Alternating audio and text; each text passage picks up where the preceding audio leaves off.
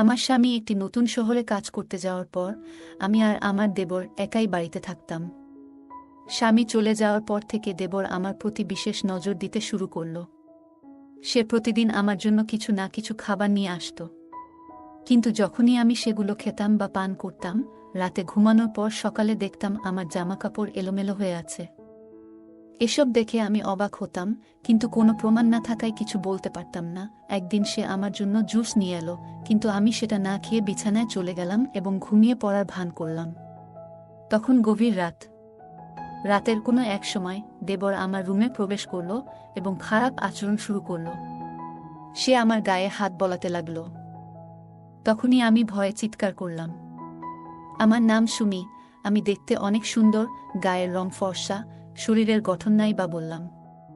বাইরে বের হলে ছেলেরা আমার দিকে চেয়ে থাকে, মনে হয় তারা আমাকে কিছু বলতে চায়। আমার গল্পগুলো তোমরা শুনো, কিন্তু সাবস্ক্রাইব করো না।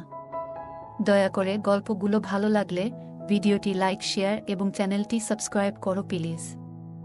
আমি একটি মধ্যবিত্ত পরিবারের মেয়ে। আমার বয়স মাত্র 23 বছর। ছোটবেলা থেকে আমার স্বপ্ন ছিল ভালো একটি বাড়িতে থাকার, কিন্তু সে স্বপ্ন পূরণ করা সম্ভব হয়নি। আমি বেশি পড়াশোনা করতে আগ্রহী ছিলাম না, তাই একাদশ শ্রেণী পর্যন্তই পড়েছি। 2 ভাইয়ের মধ্যে একমাত্র আমিই ছিলাম আমার বাবা মায়ের অনেক আদরের। বড় ভাই শহরে একটি কোম্পানিতে কাজ করত। বাবা ছুটিতে বাড়ি ফিরলে মা তাকে বলতে লাগলেন যে বড় মেয়ের এখনই বিয়ে দেওয়া উচিত। বাবাও এই বিষয়ে চিন্তিত ছিলেন, তাই তিনি আমার জন্য একটি ছেলে খুঁজতে লাগলেন। পরের দিনই বাবার সঙ্গে ছেলেটির দেখা করতে আসে। সে পাশের শহর থেকে এসেছিল। ছেলেটির নাম ছিল সুনীল। তার মা বাবা ছিলেন না, তবে তার এক ছোট ভাই ছিল, যাকে সে নিজের ভাইয়ের মতোই দেখত। বাবা মা এই সম্পর্কটি পছন্দ করেছিলেন কারণ এটি একটি ছোট পরিবার ছিল এবং বাড়িতে কোনো অভাব ছিল না। রোহিতের ছোট ভাইয়ের নিজস্ব একটি ইলেকট্রনিক দোকান ছিল, যা তিনি নিজেই পরিচালনা করতেন। সবকিছু ঠিকঠাক হওয়ার পর 1 মাস পর আমি সুনীলকে বিয়ে করলাম এবং শ্বশুরবাড়িতে এলাম। সুনীল এর বাড়ি দেখে বুঝলাম আমার স্বপ্ন পূরণ হতে চলেছে। বিয়ের প্রথম রাতের ঘটনায় আমি খুবই নার্ভাস ছিলাম। রুমে বসে আমি কেবল আমার স্বামীর আসার অপেক্ষা করছিলাম, কিন্তু আমার মধ্যে যে ভয় ছিল তা স্পষ্ট বোঝা যাচ্ছিল। আমাদের জীবন একটা নতুন সূচনা নিতে চলেছে। সবাই চায় তাদের বিয়ের প্রথম রাতটিকে স্মরণীয় করে রাখতে। কিন্তু আমার অবস্থা খারাপ হতে থাকে। তারপর হঠাৎ করেই দরজা খুলে আমার স্বামী ভেতরে এলেন। তিনি আমার কাছে বসলেন এবং বললেন, সুমি, আমি জানি আমার ছোট ভাই আমার আসল ভাই। তাকে আমি আমার বাবা মায়ের মৃত্যুর পর থেকে খুব যত্নে রেখেছিলাম। তুমি যেমন আমার প্রতি যত্নবান, তেমনি তুমি আমার ভাইয়ের যত্ন নিবে। আমি তাকে জিজ্ঞাসা করলাম, তাহলে সে এখনো বিয়ে করেনি কেন? সুনীল জানালেন যে ছোট ভাই হৃদরোগে ভুগছে এবং সেই রোগী একদিন তার জীবন কেড়ে নিবে। তাই তিনি বিয়ে করতে রাজি হননি। আমি চুপচাপ তার কথা শুনছিলাম।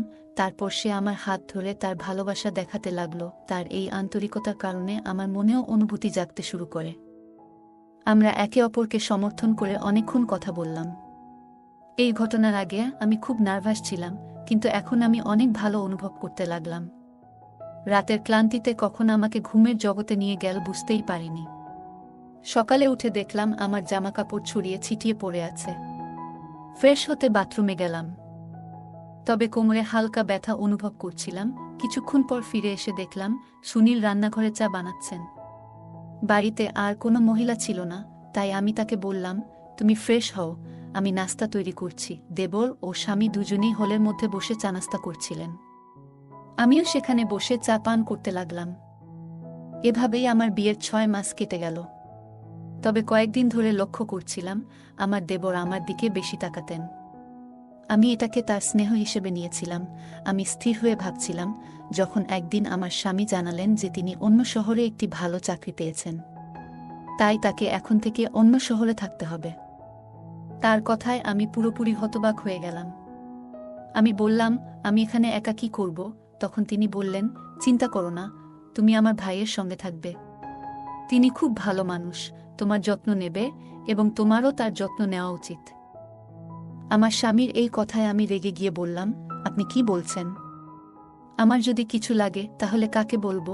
তিনি বললেন, কয়েকদিন সহ্য করো, তারপর তোমাকে আমার কাছে নিয়ে আসব। এভাবে বলেই তিনি চলে গেলেন। পরদিন আমি বিষণ্ণ মুখে আমার রুমে ফিরে এলাম।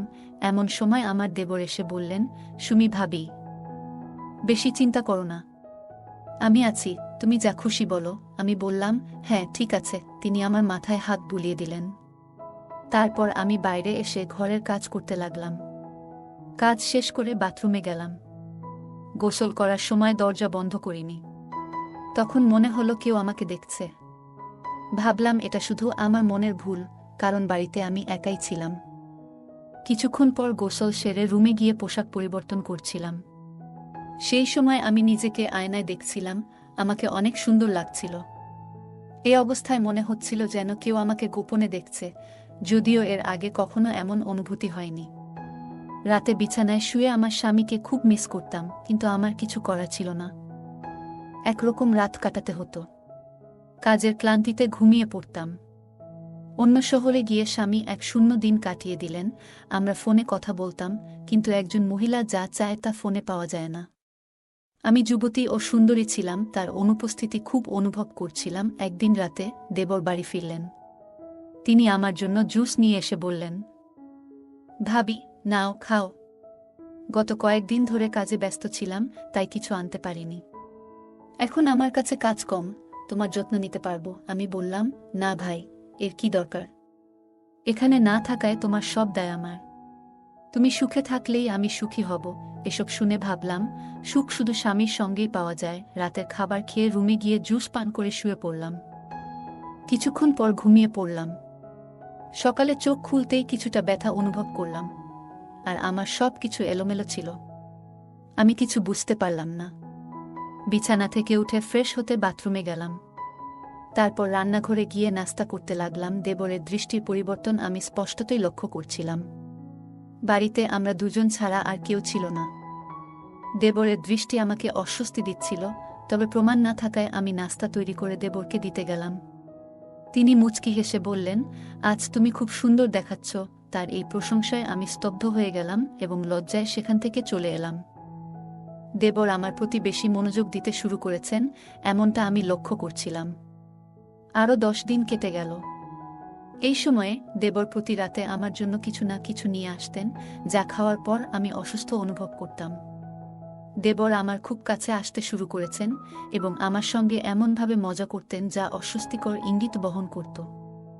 আমার স্বামী একজন ভালো মনের মানুষ, তাই আমি এসব কথা তাকে বলতাম না, তবে তার দৃষ্টিতে একটা অদ্ভুত আকর্ষণ ছিল যা আমি স্পষ্ট বুঝতে পারছিলাম। আমি সুনীলকে খুব মিস করছিলাম। তাকে বললাম, তুমি আমাকে এখান থেকে নিয়ে যাও, তোমাকে ছাড়া আমি থাকতে পারবো না। সুনীল বলল, আমি এখনই ছুটি পাবো না, কারণ অনেক স্টাফ ছুটিতে আছে এবং আমাকে আরও কাজ করতে হবে। আমি অনেক বোঝানোর চেষ্টা করলাম, কিন্তু সে বুঝতে চায়নি। এমনকি দেবরের আচরণ সম্পর্কেও কিছু জানাতে চেয়েছিলাম, কিন্তু সে বিশ্বাস করছিল না। ফোন রেখে আমি দুঃখে ভেঙে পড়লাম এবং আমাদের সব স্বপ্নের কথা ভাবতে লাগলাম। স্বামী ছাড়া আমি আর থাকতে পারছিলাম না।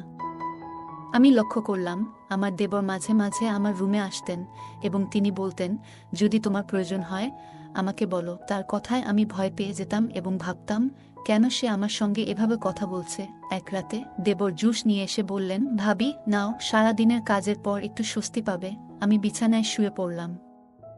সকালে চোখ খুলে দেখি শরীরে প্রচণ্ড ব্যথা অনুভব করছি। রাতে ঘুমানোর পর সকালে উঠে দেখি আমার জামাকাপড় ছিন্নভিন্ন হয়ে আছে।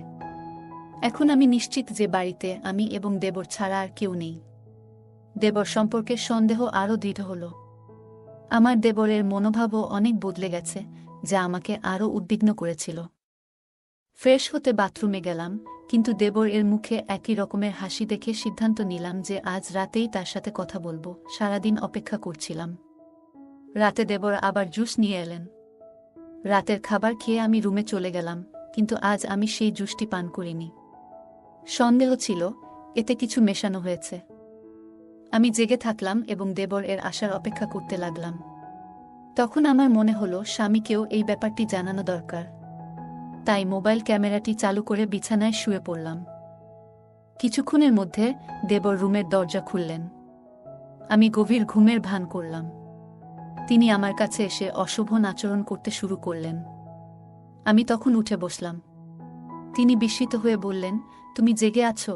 আমি বললাম, আমি তোর ভাইয়ের বউ, তোর ভাই তোর ভরসায় আমাকে রেখে গেছে, কিন্তু তুই তো তোর ভাই এর বউয়ের সাথে এসব করছিস।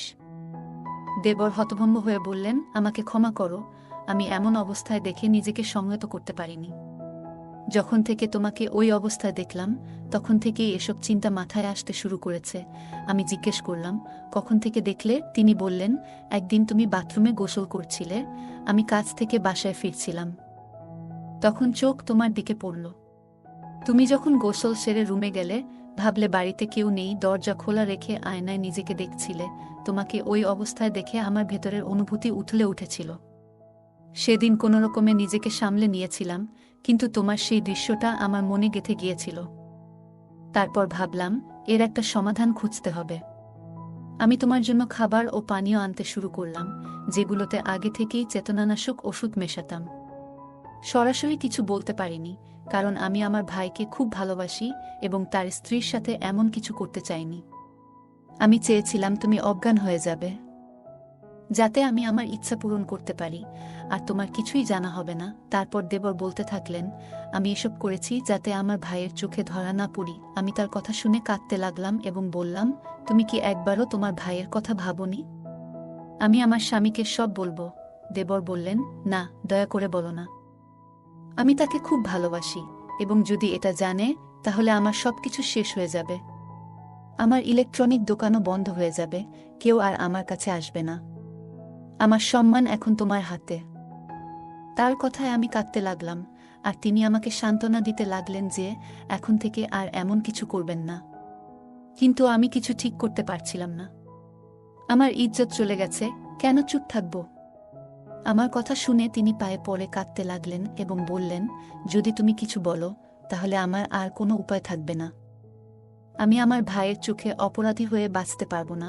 তিনি যখন অনুনয় করে আত্মহত্যার হুমকি দিতে লাগলেন, তখন ভাবলাম, যা হওয়ার ছিল তা হয়ে গেছে। কিন্তু আমার স্বামী যদি এ কারণে কিছু করে, সেটাও তো আমি সহ্য করতে পারব না।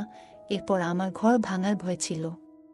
আমি সিদ্ধান্ত নিলাম, এই সত্যটা আমার স্বামীর কাছে কখনোই বলবো না। আমার কোনো দোষ ছিল না, তাই চুপ করে থাকার সিদ্ধান্ত নিলাম। দেবর লজ্জায় মুখ নিচু করে চলে গেলেন, আর আমি ফোনে রেকর্ড করা ভিডিওটি মুছে ফেললাম। সেই দিনের পর থেকে তিনি আর কখনো আমার সাথে অন্যায় করেননি, কারণ তিনি তার ভুল বুঝতে পেরেছিলেন। আর সে বেশি দিন বাঁচবেও না, কারণ দিন দিন সে আরও বেশি অসুস্থ হয়ে পড়ছে। কিছুদিন পর স্বামীও বাড়ি ফিরে এলো এবং আমরা একসঙ্গে অন্য শহরে চলে গেলাম, যেখানে তিনি কাজ করছিলেন। আমি এখন তার সাথে ভালো আছি। দেবর কিছুদিন পর মারা গেলে স্বামী মাঝে মাঝে আমাকে দোষারোপ করত, কারণ দুই ভাইয়ের মধ্যে খুব ভালোবাসা ছিল।